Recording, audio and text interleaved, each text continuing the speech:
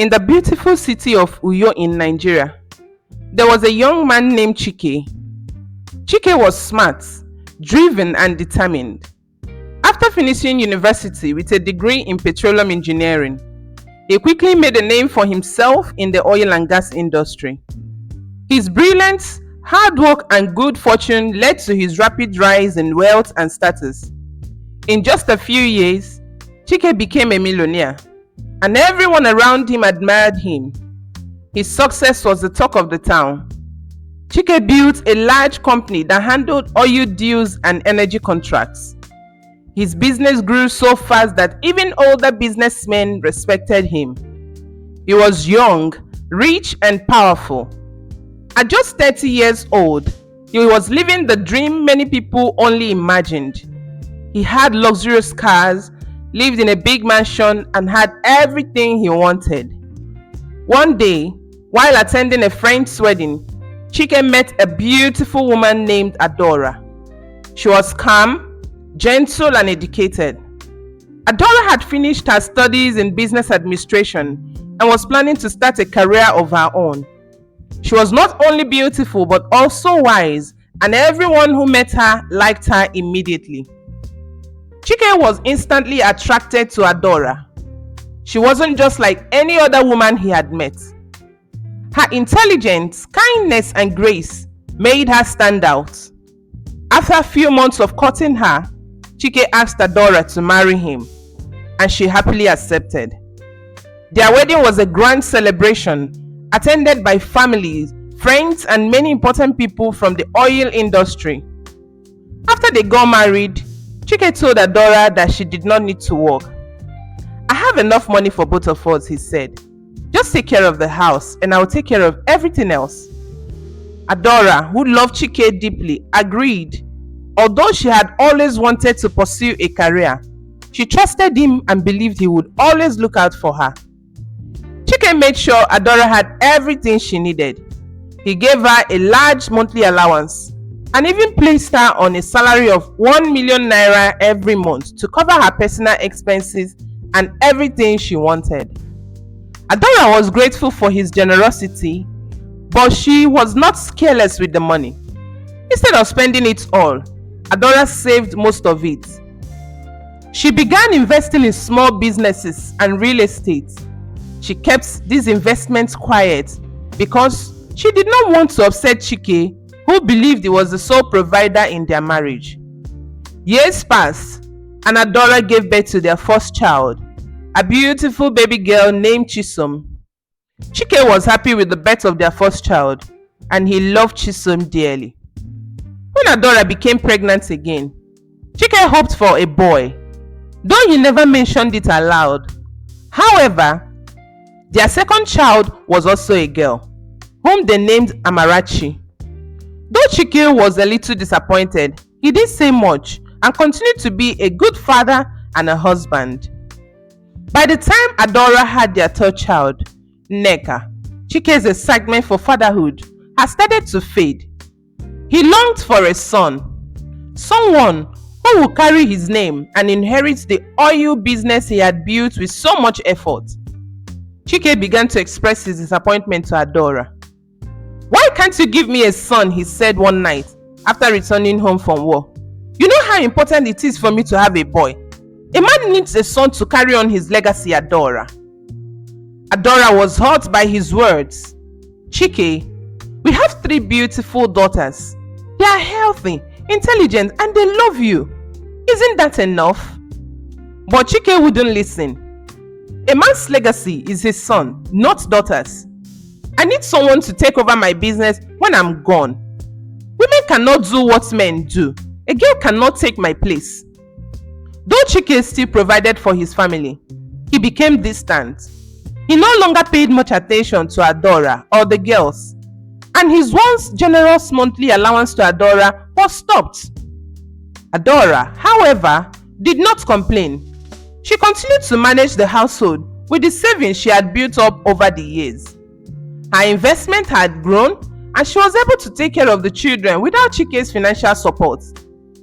As time went on, Chike's desire for a son grew stronger.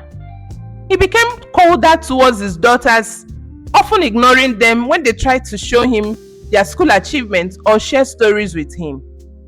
Adora, sensing the growing tension, tried to reason with him. Chike, our daughters are capable of anything. They are smart and talented. Why do you think they can't carry on your legacy? Chike shook his head. You don't understand, Adora. A man's wealth and name are carried on by his son, not his daughters. If I don't have a boy, everything I've worked for will be lost. After many months of pleading, Adora finally convinced Chike to try for another child. But if we do this, it better be a boy, Chike warned. Adora, hopeful for peace in her home, agreed, praying that Chike's heart would soften regardless of the outcome.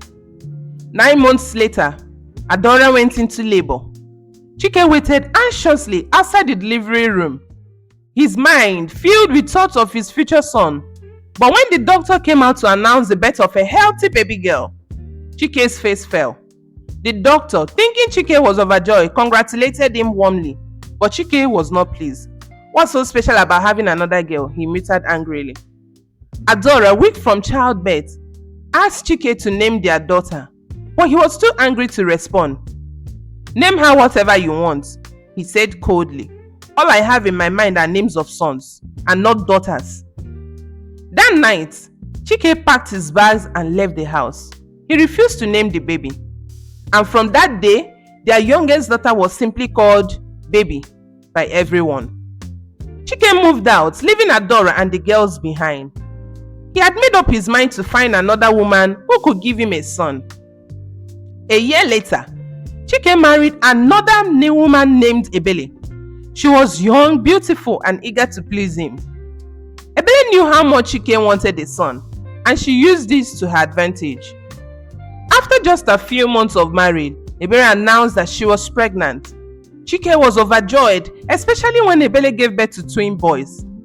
He threw a grand celebration, boasting to everyone about his new heirs. What Chike didn't know was that the twin boys were not his biological children. Before their marriage, Ebele had a relationship with another man, and she was already pregnant when she married Chike. Ebele and her boyfriend had planned everything, knowing that Chike was desperate for a son.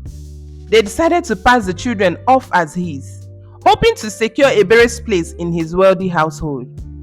For years, Chike believed the twins were his sons. He showered them with love, attention, and gifts while continuing to ignore his daughters with Adora. Meanwhile, Adora and her daughters were doing well on their own. Chisom, the eldest, excelled in school and was preparing for university. Amarachi and Nneka followed closely behind, each one showing remarkable talent in their own field.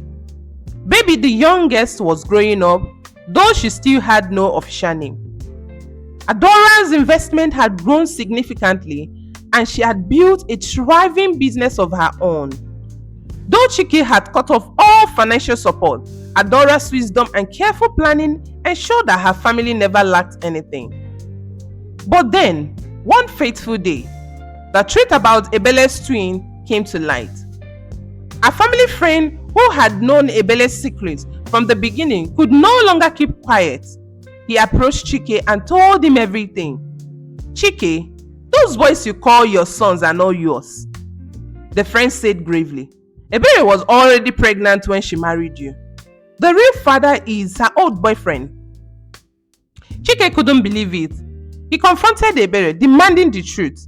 Ebele now backed into a corner, broke down in tears. Hell, Chimo, my enemies have come for me, she wailed. I didn't want to lie to you, but you wanted a son so badly. My boyfriend and I thought this would make things easier. Chike, I'm very sorry. The babies are not yours, they are his. Chike was furious. The betrayer stung deeply, and he couldn't believe he had been deceived for so many years. In a fit of rage, he threw Ebele and the boys out of his house. For the first time in years, Chike realized the terrible mistake he had made. He had abandoned his true family in search of something that was never real. Filled with regrets, Chike returned to Adora's house. He stood at the door, tears in his eyes.